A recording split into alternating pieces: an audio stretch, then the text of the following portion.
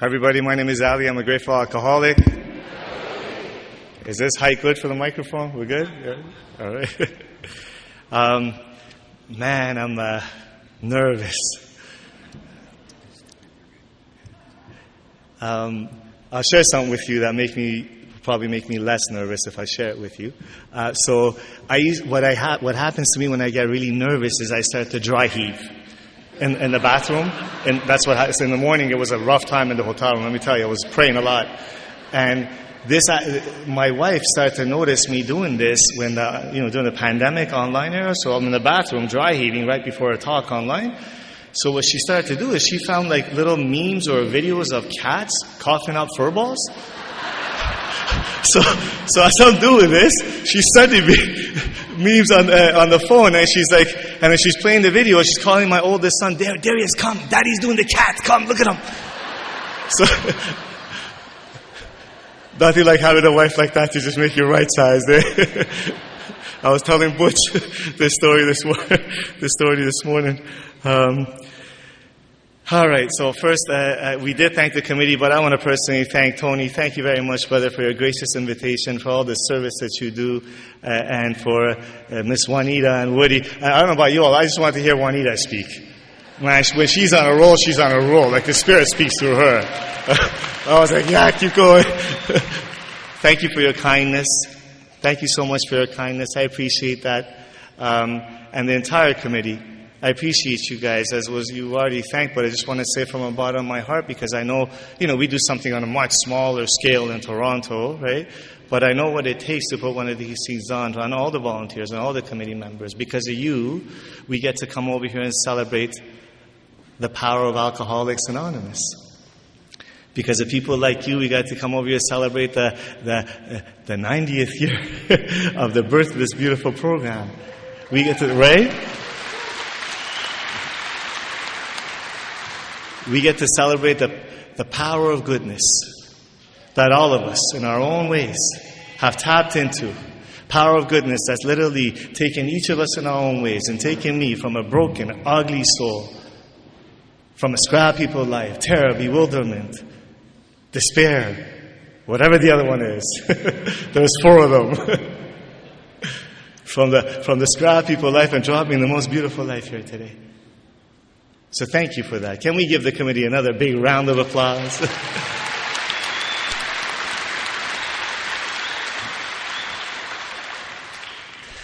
Thank you, Ray and Nicolette, for hosting me and my sponsor, Butch.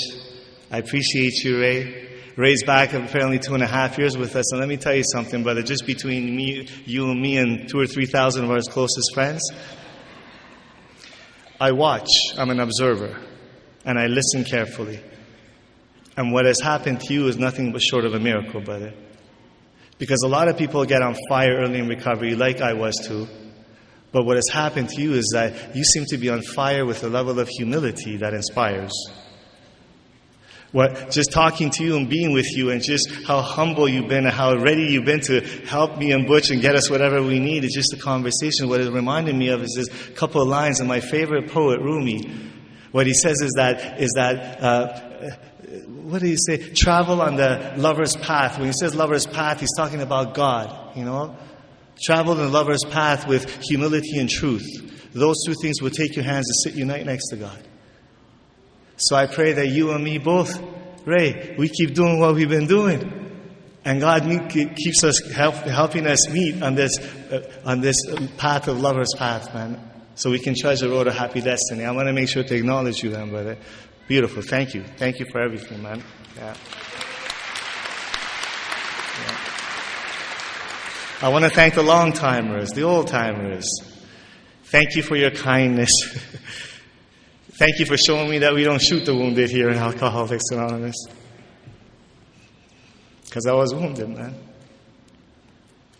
Thank you for showing me what it means to live these steps, to walk this path in these 12 steps, long before I knew what the big book was. With your smiling faces at the entrance of these church basement rooms, always shaking my hand, always kind to me. Come on in, Ali, it's okay, come on in, welcome back. Grab a cup of coffee, it's okay, you're going to be okay.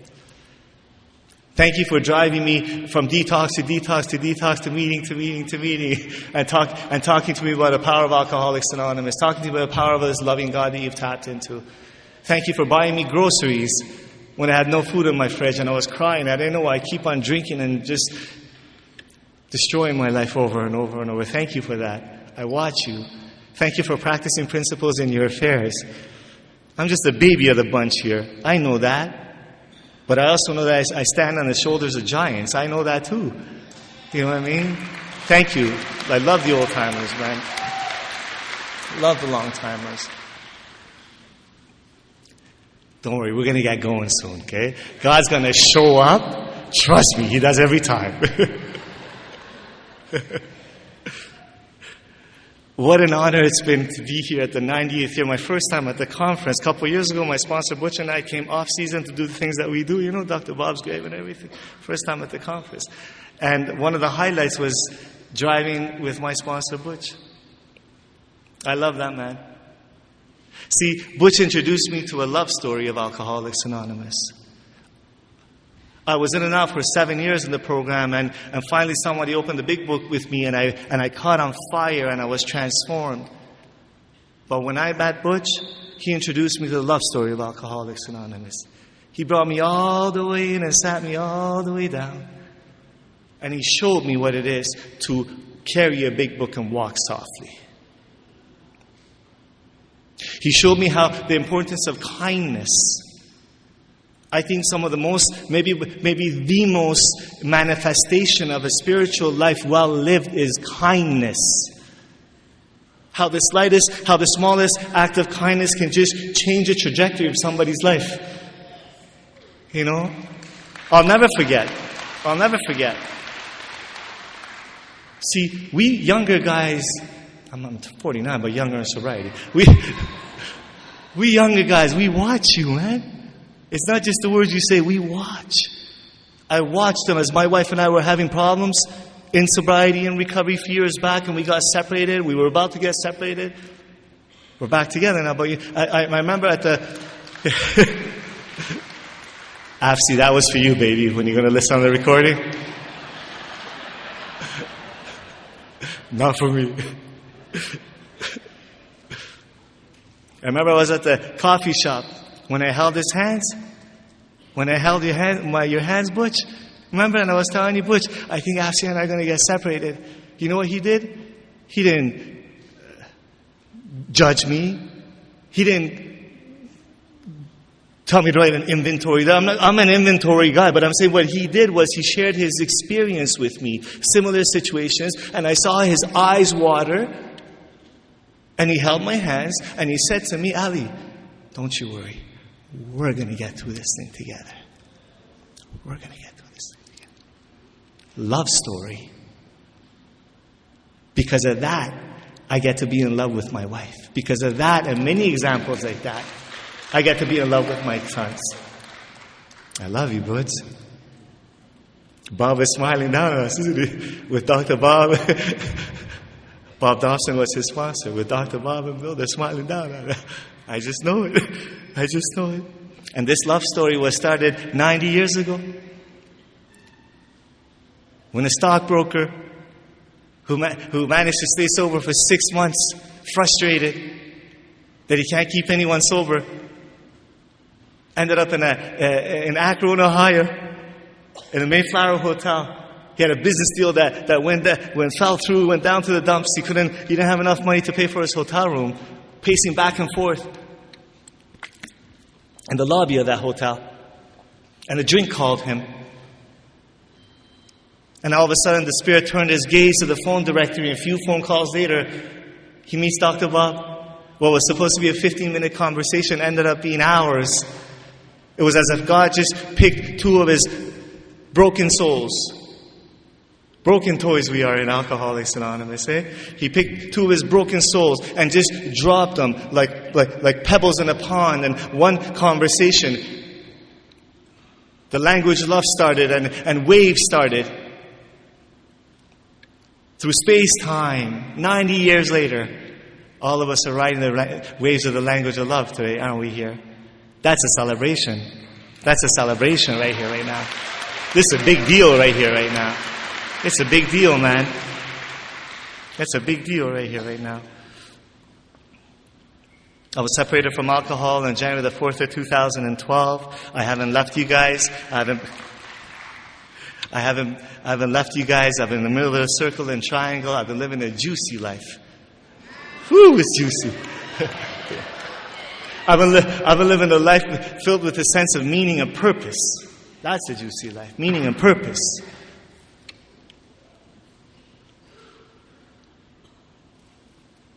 No one can maintain anything like perfect adherence to these principles. No one. So I have fumbled and stumbled. And I've scraped my knee. And I've looked ugly. Thank you for telling me that I'm not here to teach anybody anything. Thank you for showing me time and time again that all I'm going to do is disrobe in front of you and let you see the gash in the arm and the wounds in the psyche, because that's where God shines through anyways. So although I've been living a juicy life, haven't had a drink in 13 years, over 13 years, I'm in the middle of the circle and triangle, my sobriety is coming up to 9 years. Because in September of 2016, my wife went for some minor surgery. She's almost 15 years now. My minor surgery, and the doctor gave her Percocets test to come home with. Right? And I found myself taking a couple. And friends that knew me, because when I woke up, when I caught on fire, I've just been blessed to be active. So friends that knew me, they would question me and they would say, Ali, in a very kind way, but like I understand what they would ask me. You must not have been spiritually fit. What happened? My answer to them is always, well, after some contemplation, whether I was spiritually fit or not, and what happened with those 2 pills is beyond my spiritual pay grade. But what I can tell you is this. For about a year before that, I was coming up to 5 years. For about a year before that, I stopped sharing myself honestly with you guys. I stopped sharing with you that sometimes I'm sponsoring people. I'm sometimes in a fetal position at home because I can't find a job and I feel like a loser, like I'm not a real dad. I'm depressed. I stopped sharing like that. I stopped sharing that with you guys because this ease of alcoholism lulled me into a sleep that somehow this program is about looking good and sounding good. It's about number of sponsors and speaking engagements. So I was ashamed, and I stopped sharing myself honestly with you guys. And the dis-ease of alcoholism, D-I-S-ease, the internal dis-ease of alcoholism waits patiently. And it sat on my shoulders. And it said, you're a drinker. You don't have a problem with pills? Take a couple. So I took a couple, and thank God for good sponsorship. The next morning, I let my sponsor know I renewed my dry date. And I can tell you from that day to this, in the last little over 8 years, is as if like the Spirit has invited me to a deeper walk of more humility and more kindness and more open-mindedness. You know?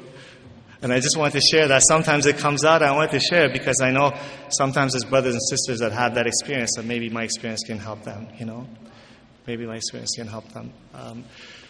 I landed here broken in every way you could imagine. Suicidal, couldn't put 2 days together. Sober, I couldn't put 2 days together at the end, the last couple of years.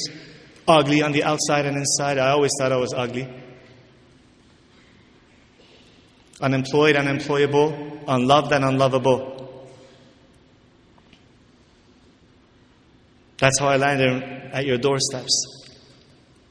Like I can tell you, you know, third dimension stuff. In the third dimension, who's 12-step me, which meeting I went to, but I think that stuff is just blah, blah, blah, blah, blah, blah, blah, okay. Because in the realm of the Spirit, everything's uncommon sense. The only thing that makes sense to me, the best way to describe it is when I look back with a little bit more clear spiritual eyes, I think today, when I look back is that what at first seemed like a flimsy reed was a powerful hand of this loving God that just grabbed me, caressed me, and brought me to rooms of Alcoholics Anonymous. Introduced me to you beautiful people, to you long-timers. And you guys told me, Ali, if you situate yourself in the middle of the circle and triangle to the best of your ability, not perfection, to the best of your ability, you will tap into a power that is going to revolutionize your way of being and thinking. I have tapped into a power. And I'm here to tell you about that power. I'm sober because of a loving God. I'm sober because of a forgiving God. And if the word God bothers you, if the word God arises antipathy in you, I want to tell you that I'm not here to disturb you. Me too. I was there as well. Born in a country that a religious government took over a few decades ago when they got into power, like all different religions and all different governments, they did their own version of it. They got in power and they start to kill in the name of God. Imprison people in the name of God. Torture some of my extended family members in the name of God. So that's the kind of God I brought in these rooms for you guys to deal with. And the old-timers that have no access to grind, and they don't shoot the wounded, they wouldn't argue with my arguments. They would just ask me to come and sit down and have a seat and grab a cup of coffee. They would ask me, why don't you come up with your own conception of God, Ali? If it's like a soul of a loved one that's passed on, that's near and dear to your heart, energy of the universe, the group of this beautiful group of drunks, G-O-D, a power greater than you. So if you're in that place, I'm going to ask you for the remainder of this few minutes that we have together, come up with your own conception of God. Come up with your own conception of God. I was born in a family in 1976. I was born in Tehran, Iran. I was born to a family that lived at extremes. One extreme was love and joy and happiness and extended family members. I had a good childhood too. The other extreme was hitting and violence and fear and bleeding and just terror. My father's addiction resided in that extreme. I was always afraid as a kid. And this language that you taught me, I didn't know. I just remember that I was just restless, irritable, and discontent. The feelings. I didn't know that what I was doing, even as a little guy, is using things outside of me to make me feel okay inside. Whether it was approval of kids in the neighborhood or love of parents, love of extended family members. When I got older, when I was able to get a job, put some money in my pocket, relationship here and there, accolades. But none of those shiny toys, including your acknowledgement, is a shiny toy sometimes. I got to be careful. None of those filled that God-sized hole. Kept on chasing it.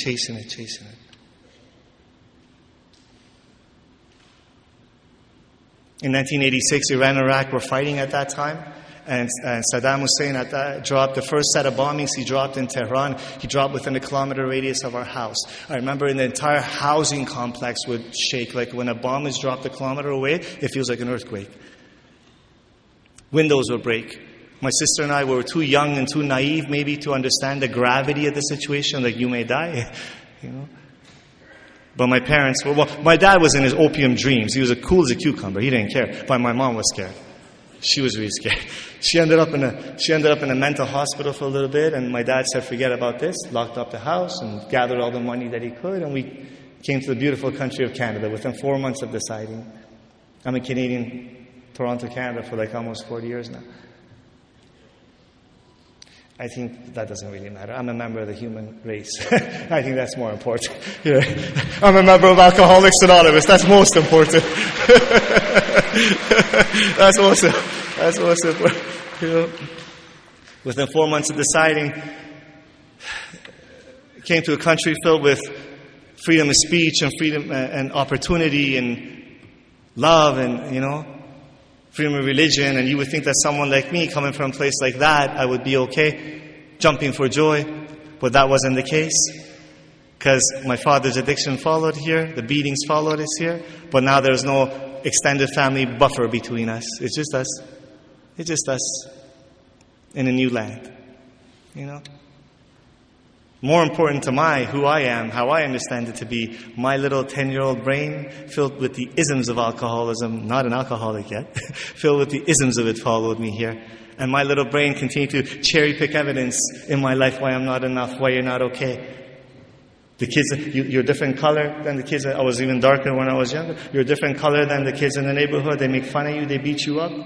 You're not good enough. You're never going to be good enough. You don't speak a word of English. You're not good enough. Your dad beats you. You're not good enough.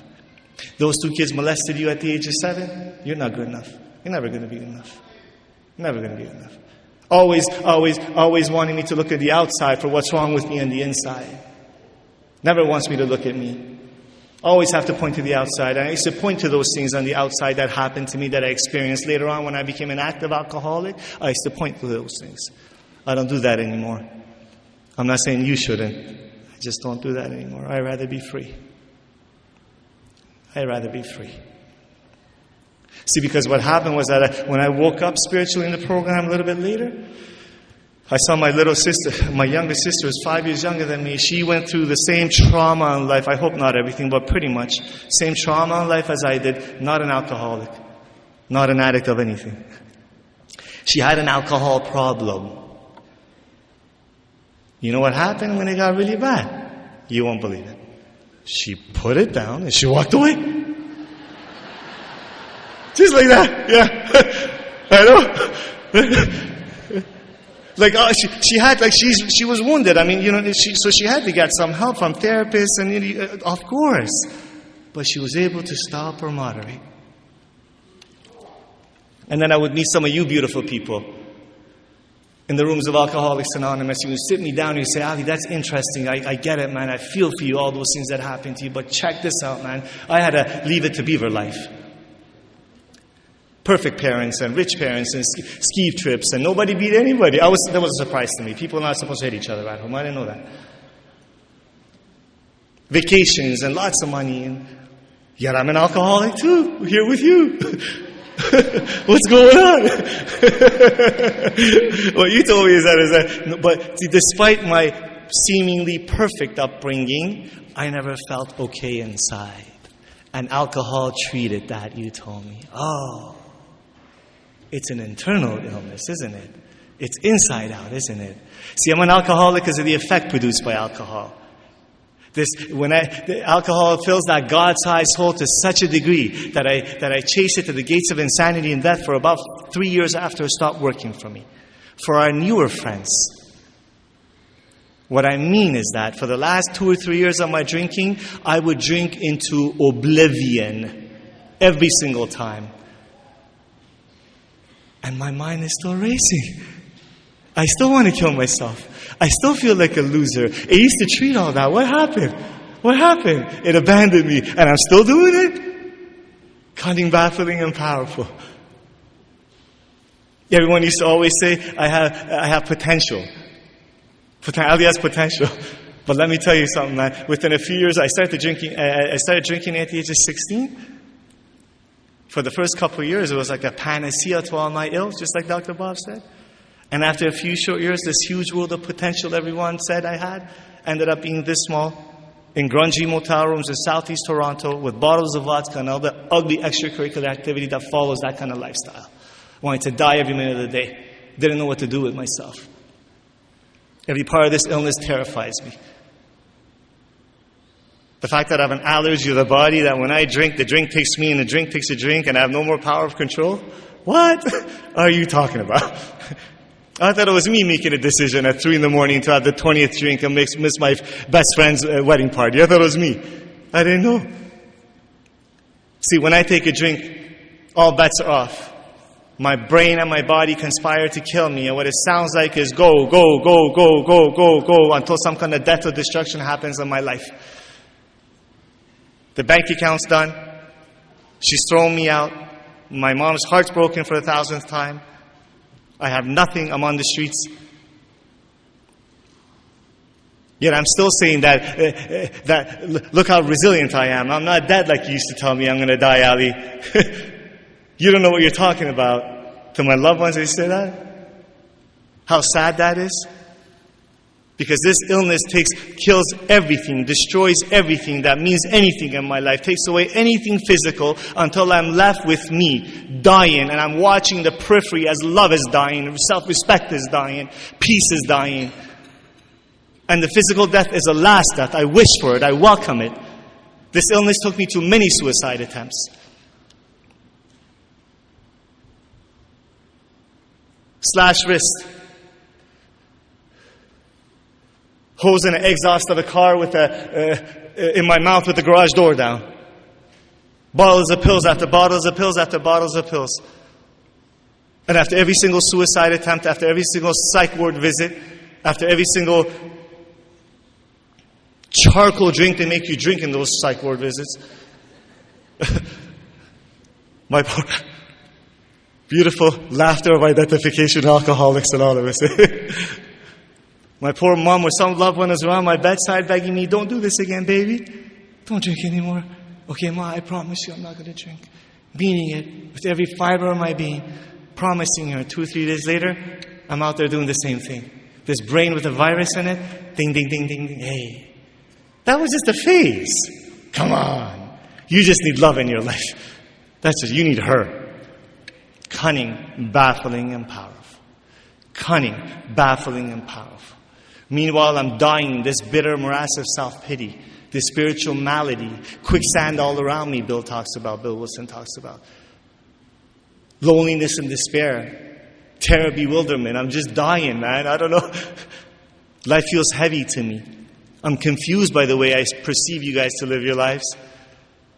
How you get together with somebody in girlfriends and engagements and marriages. Everyone always left me.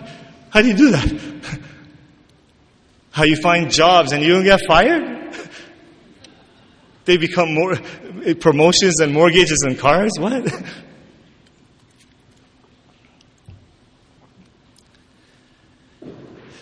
I was 12-stepped in 2006 by a loving member of Alcoholics Anonymous. I fell in love with you guys. I fell in love with the camaraderie, with the joyousness, with the kindness, with the fact that I found a group of people that drank like me. That's important, eh? Drank like me. Traditions are huge. Drank like me. I got to identify on the drinking level before I can really identify the thinking and feeling level and really stay there, you know? And after 6 months of just coming to a lot of your meetings and setting up your chairs and kitchen duty and coffee pot duty and shaking hands and just like enjoy, you know, and sober, this illness woke up in me and said that I'm a loser. What are you doing here with these people? You're good for nothing. You have nothing. A drink would fix that. I went and drank. I was in and out for 7 years at that time, dying. In the rooms of Alcoholics Anonymous, dying and angry. Dying, angry, and depressed. I didn't know why I couldn't stay sober. I'm doing a lot of stuff. Busy, a lot of meetings. Why can't I stay sober? Today I understand why, though. Because I wanted something for nothing. I wanted to come to a 12-step program and dibble-dabble in the 12 steps and not work the 12 steps. Tell you how you should do the 12 steps. I wanted to go to a gym to get into physical shape and get inspired by the stories of the people who have beautiful physiques. And say, how did you do that? Fantastic. And go home. I did that in AA. Imagine how insane that would be. Now I'm sort of joking when I say it. Listen, man, I couldn't do anything other than that. I needed that to have a step one experience. I'm sort of, you know, but it's funny, isn't it? It's hilarious. Alcoholism. Because those 7 years were a source of shame for me, but they're no longer that, because what I needed to get humbled and surrendered. That's what I needed. And my last drunk one wasn't as bad as the 50 before that. I was renting a room in a men's recovery home in southeast Toronto. I went back in AA for 4 months. A lot of meetings, a lot of service at the group level, a lot of fellowship, dibble-dabbling in the steps. I snuck out, drank for a few hours, not even that bad. Snuck back in early in the morning, passed out and came to an incredible amount of pain. My mind was racing. You're a loser. You're good for nothing. Just kill yourself. Free your loved ones of you. A drink would fix that. A drink would fix that. My joints were throbbing. My hands were... My knees got bent. My mouth opened up. Something magical happened. Something miraculous happened. When I heard a prayer come out of me. God, whoever you are, whatever you are, I don't even really know if you are, but can you just please help me not be like this anymore? Because I can't do this anymore, God.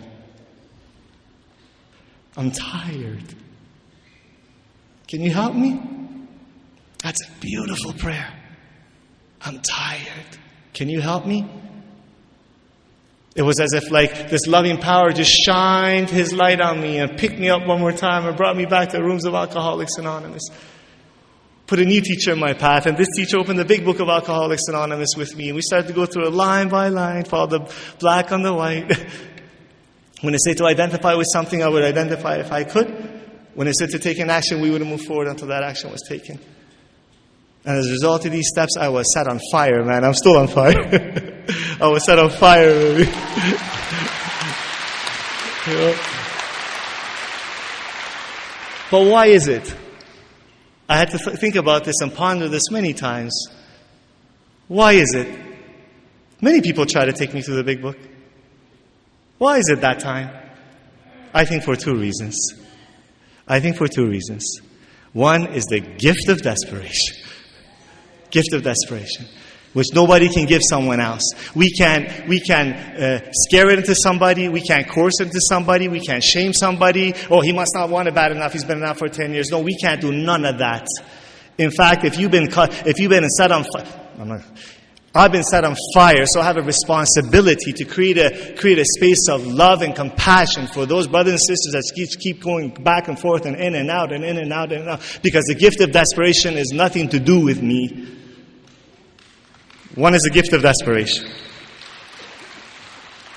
The other one is the window of the grace of God.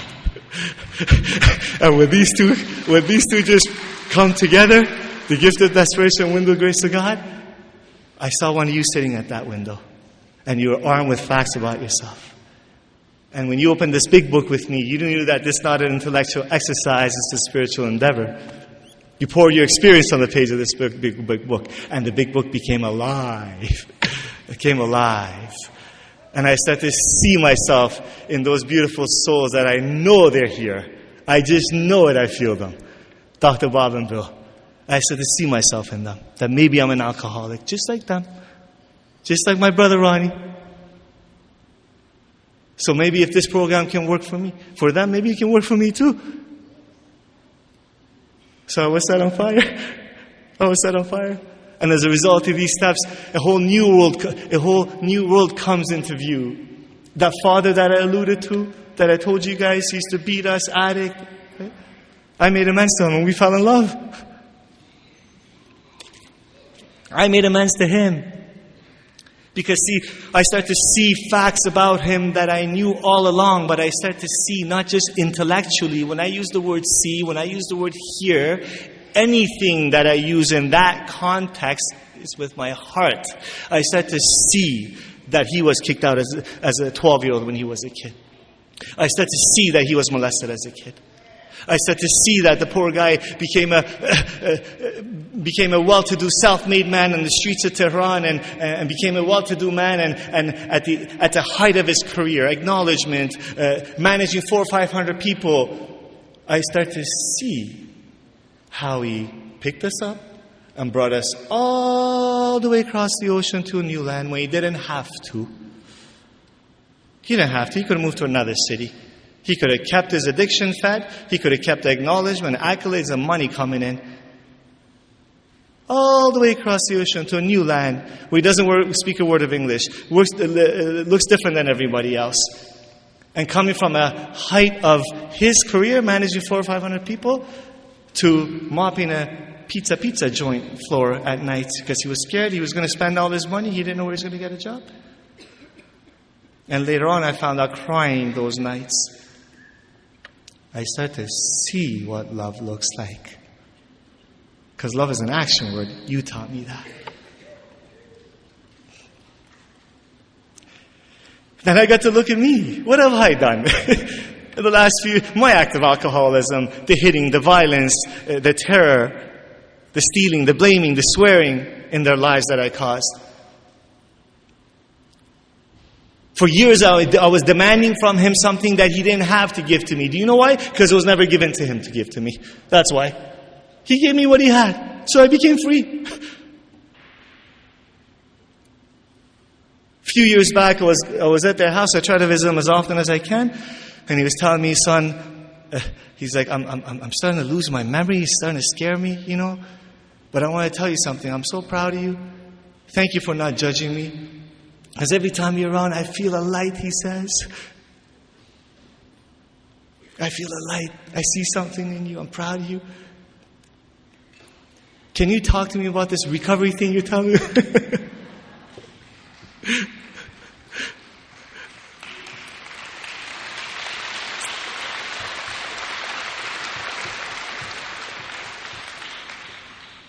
These are the ripple effects of the love story. I talk to him. He's still doing what he does.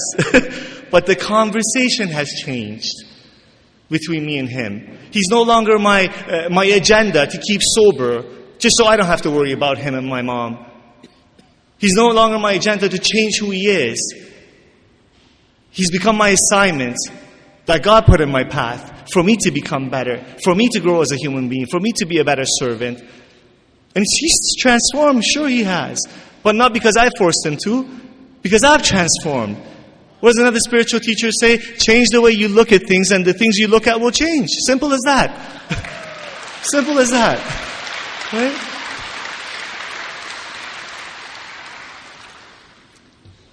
That loss of memory turned out to be Alzheimer's.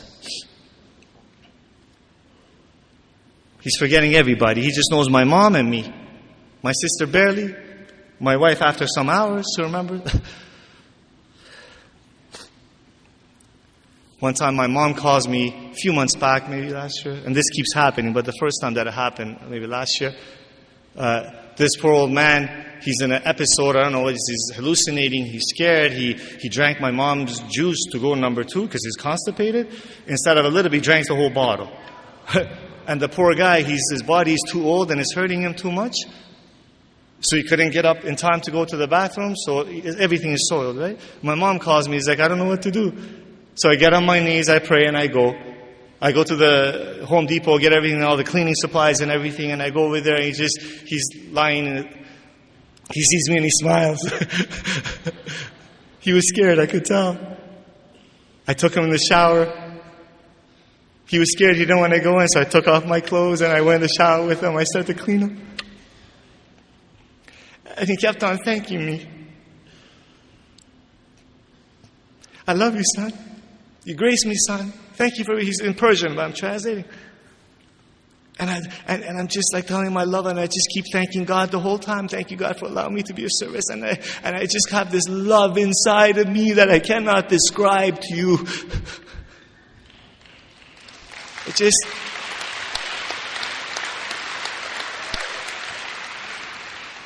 juicy life, meaning and purpose in life. That's where it's at. That's a priceless stuff. Purpose in life, man. You know? Purpose in life. With every single amends that I made, there's ripple effects of it, right?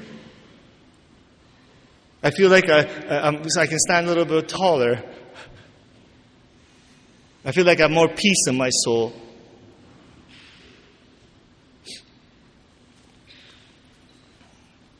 I want to share this with you. Let's go back a little bit.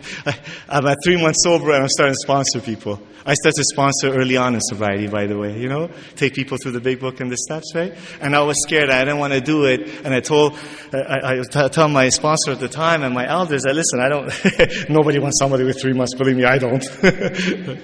And what I was told is, Ali, that's interesting, you're thinking. Because if Dr. Bob and Bill Wilson, they had some rule written in stone that there is a must. There's a must of 1 year or 2 years before you start passing this message on in this way, we would all be dead. There'll be no AA. We'll all be drunk. So it's none of your business. It's none of your business when, how, to whom you pass this message on, the 12 steps, right? Sponsor it that way, right? You pray, you make yourself available. So that's what I was doing. I'll pray in the mornings, God, if you see fit, can you put a sponsor in my path? Because I don't want to drink and die, God. And I would go to these meetings and share, you know, people that knew me in and out for 7 years, they saw such transformations in me. They would come after a meeting and talk to me, and I ended up in a men's shelter visiting this time.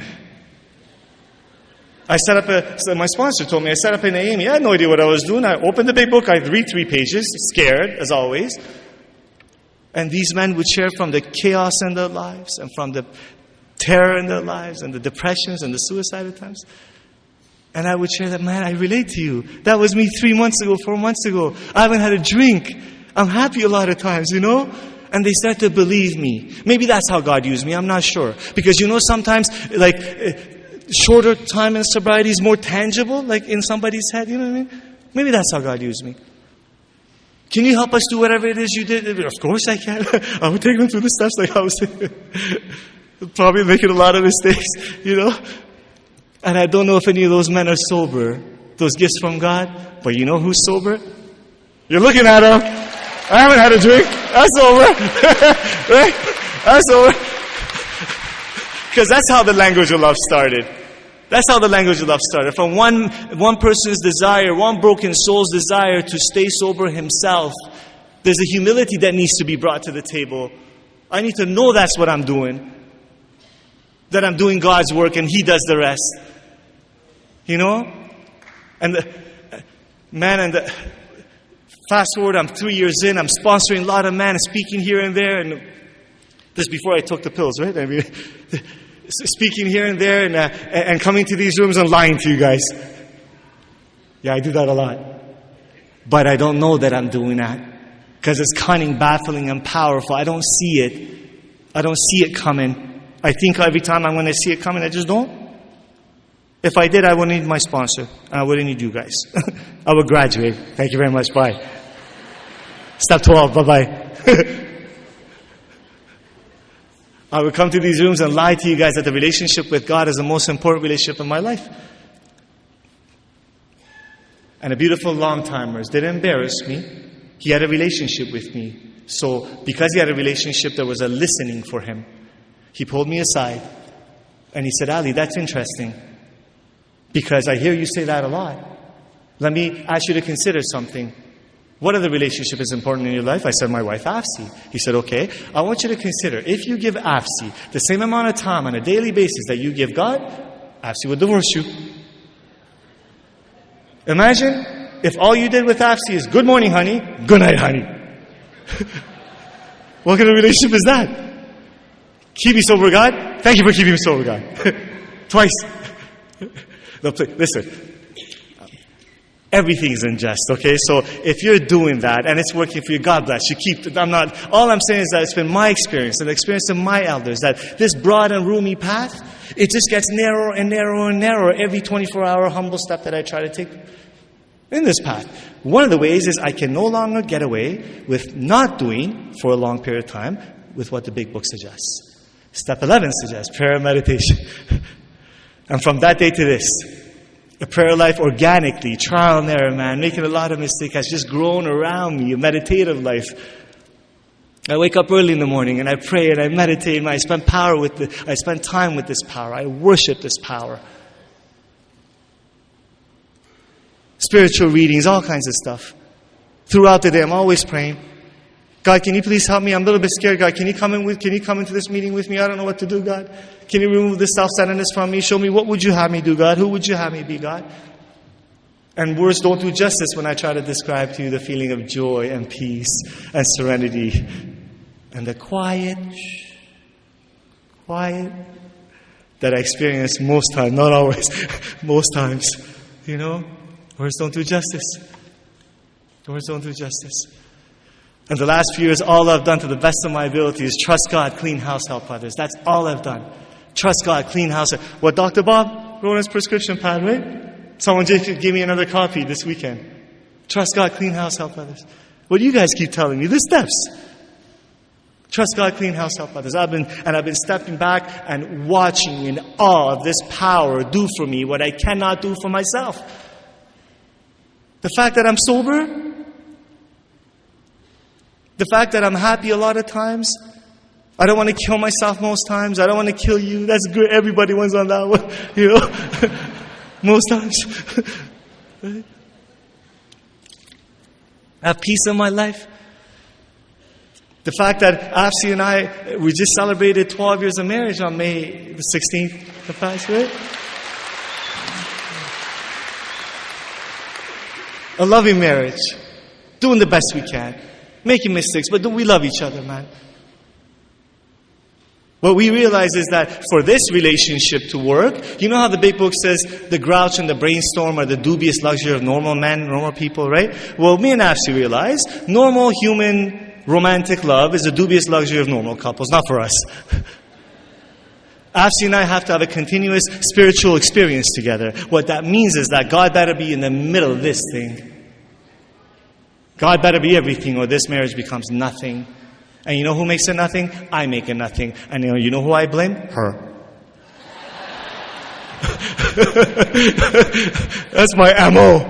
I'm sorry. It's just the way I built this way, but I am. Loving marriage. She's a soldier, God. I love her so much. Gifts of sobriety. The fact, 15 years ago, I think it was my last suicide attempt. 15 years ago. I didn't know what to do with this life that God had given me. I wanted to throw this away.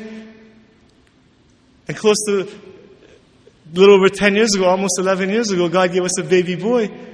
His name is Darius. Sometimes I think God has a sense of humor. I'm telling you, man. Sometimes I think God's like, you selfish prick. Here you go. You take care of my other kid and you get out of yourself for a little bit. How about you don't sleep for 2 years? You like that? You want to complain? Don't sleep for 2 years. And he's just such a gentle soul, you know what I mean? He's a good guy. Darius is a good boy. Not just because he's my son, he's a good guy. He's kind to people. And he's gentle, and we pray together, and I'm a good dad. And we jog together, and I teach him martial arts, and I love you, baby. You're handsome, you're smart. You can be anything you want, baby. Don't you worry about it. I got your back. I got your back. Daddy's got your back. What a manifestation of source he is, About 4 years ago, my wife got it in her heart, I think she was 49 at that time, that she wants to have another baby. We went in vitro, we went to the doctor, okay? This guy was an honest guy, this doctor. He said, listen, with your body parts, what's going on with your bodies, even with the medical technology and medical help we're going to give you, you guys have a less than like a 1 or 2% chance of a healthy pregnancy. I suggest you don't waste your money. I'll never forget my wife. We're sitting down in the doctor's office. She held my hands and tears started to just roll down her cheeks. And she looked at this doctor and she said, Doctor, you do whatever you got to do. And we're going to do what we're going to do.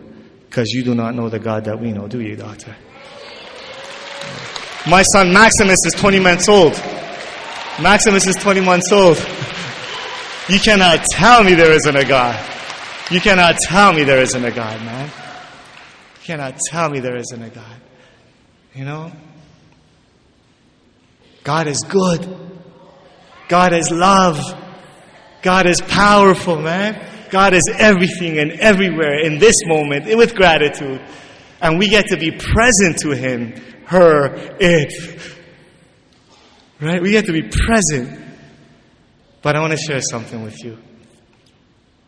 If every talk in Alcoholics Anonymous was focused on the gifts of sobriety, every share in the 5-minute share in the floors of these meetings, if all we shared about was how good my life got because I got sober in Alcoholics Anonymous, God is good, please forgive me.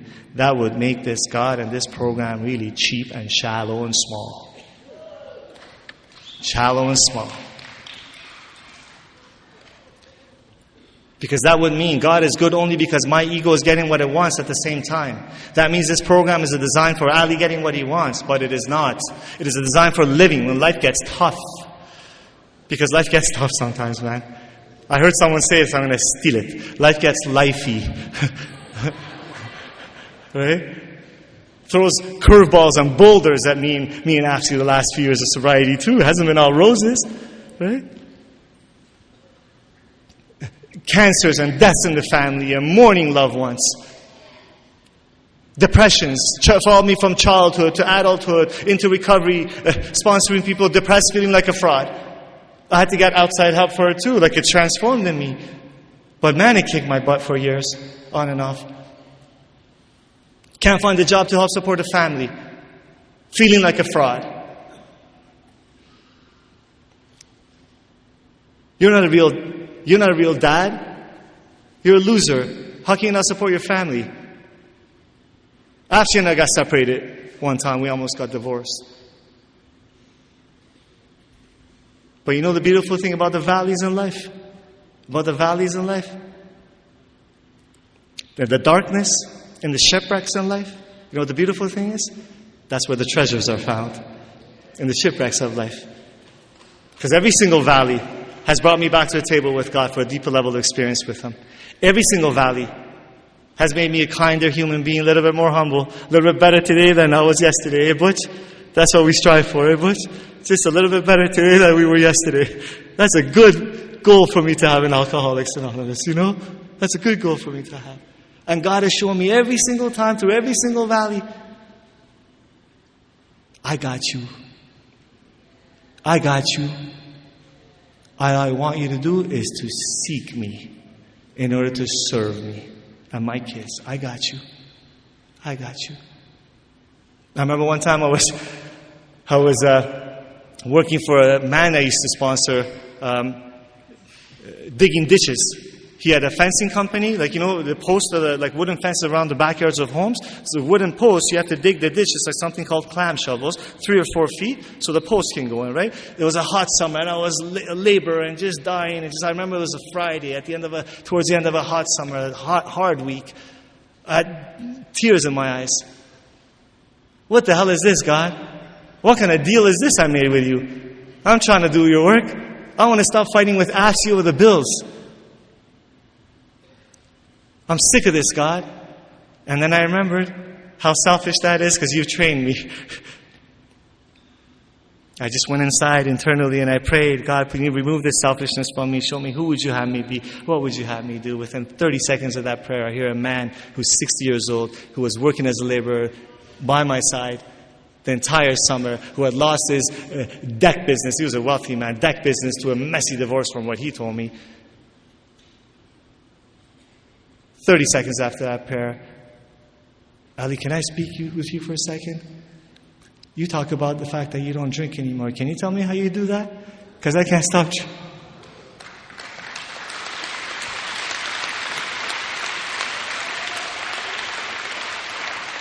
Because I've been wanting to kill myself the last 2 weeks and I can't stop drinking. How do you do that?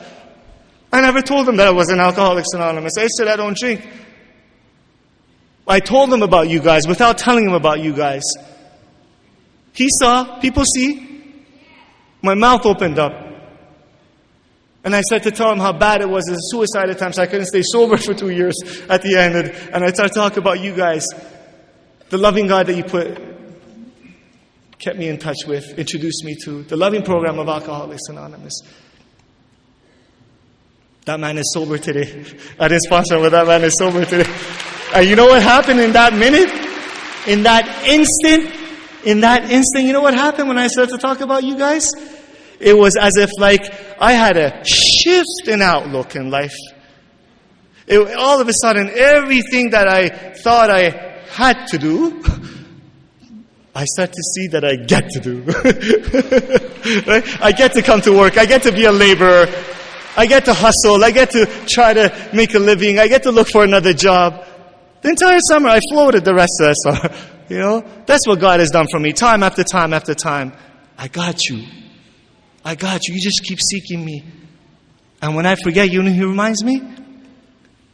People like my friend Chip remind me with their stories. And Angie reminds me with their stories. And Ronald reminds me with their stories. And you guys remind me with your stories. Just seek Him. Just seek Him. He doesn't make hard terms. He doesn't make hard terms. You know? And I'm so grateful for my sponsor boys, for all the elders that are around me, that I keep close to me, because no matter what I go to them with a perceived calamity in my life, at times, right? They listen kindly, and they share their experience with that and how they apply spiritual principles to it, and they point me to a direction. They point me to an inventory, to a newcomer, to a meeting, to a prayer, to a meditation, to an action, program of action that's going to put my hand right into God's hands one more time. Because they know that I'm beyond human help. They know that. I better have a loving God in my life, and I better seek Him. They know that. See, this program has had to has had to jump off the pages and start to become a part of the fabric, the fiber of the fabric of every single cell in my body. Because I don't suffer from a drinking problem. I suffer from a drinking solution. There's a universal difference on that one. I don't suffer from a drinking problem. I suffer from alcoholism. It is a soul sickness. It is a spiritual malady in which on my own power I just want to crawl out of my own skin. In recovery, if I take my foot off the gas pedal too long, on my own power, I'm always afraid of what you think about me. There's always some destination to get to, something to achieve, some acknowledgement to get. And even when I reach there, it's not enough. On my own power, this cunning, baffling illness lulls me into the delusion that somehow I'm separate from you guys, from God's other kids. I'm afraid of you. And this delusion that I'm separate from God's other kids leads me to the biggest delusion of all. That I'm separate from this power. That God is some entity up there, maybe not. Sometimes I believe, sometimes I don't. But that's not the case for me. He's closer to me than breath. And I'm aware and I'm awake to His love with gratitude in this moment. All that there is God in the now. May you find Him now. There was a hint to us now. In the now. Right? If you're new, if you're newly back, I'll end with this. Thank you for being here. I'm just going to humbly ask you to set aside everything that you think you know. If you're new, if you're newly back here, if you're in pain today, set aside everything that you think you know. Get a sponsor. Join a home group. Dive in these steps. Recommit to these steps. And come and join us in the love story of Alcoholics Anonymous. It is not a not drinking program. That's just the surface of it. It's a love story, man. Love story of Alcoholics Anonymous by those two beautiful souls that God used. And the 90th year we're here. We're in the life story of Alcoholics Anonymous. I want to dedicate this poem, this Rumi poem to you, and I'll sit down. It's called Guest House. This being human is a guest house. Every morning a new arrival, a joy, a depression, a meanness. Some momentary awareness comes as an unexpected visitor. Welcome and entertain them all, even if they are a crowd of sorrows who violently sweep your house empty of its furniture. Still, treat each guest honorably. He may be clearing you out for some new delight, the darkness, the dark thought, the shame, the malice. Meet them at the door laughing and invite them in.